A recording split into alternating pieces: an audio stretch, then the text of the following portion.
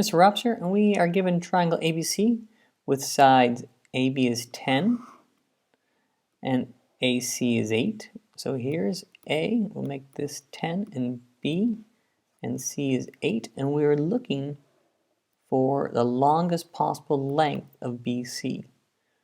And I know the area is 20. And so that implies that there are different possible lengths that BC can be.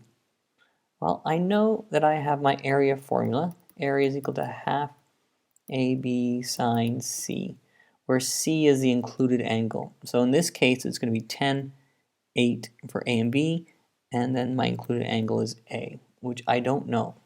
But I know the area, so I can say 20 is equal to a half 10 times 8, the sine of angle A.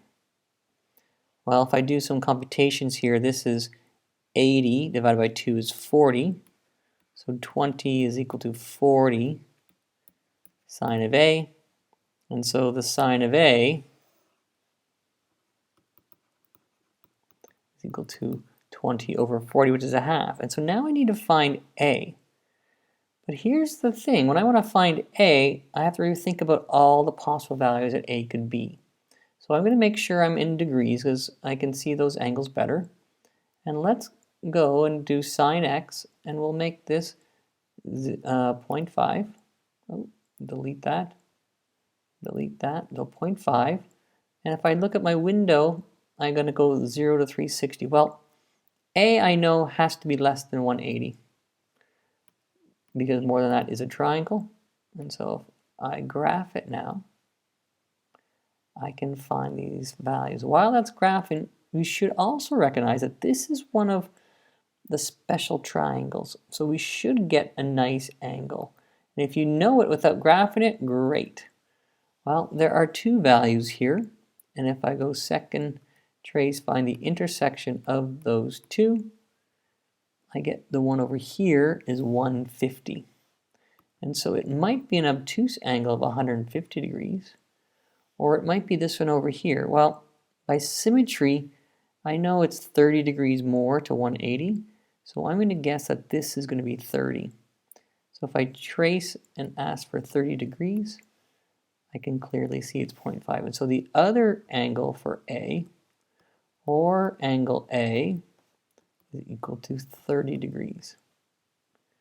Okay, so this angle is either 30 or it's 150. So definitely if 30, it may be reasonable to scale, so this is small. But if it's the longest possible length, one of the things that I know, that means that this is 10, and this is 8, and this is 150. And this will be BC. One of the things I know about triangles, and this is for all triangles, if I have, this is the longest side, this is the biggest angle. Smallest side, smallest angle. Medium side, medium angle. And so if I want to find the longest possible length for BC, well, I'm going to use my largest angle to be across from it. I'm going to use sine of 150. And so using the sine of 150, or the sine of 150, I know this is 10 and this is 8, so I can find what is a squared by cosine law. So I can say that a squared is equal to 10 squared plus 8 squared minus 2 times 10 times 8 cosine of 150.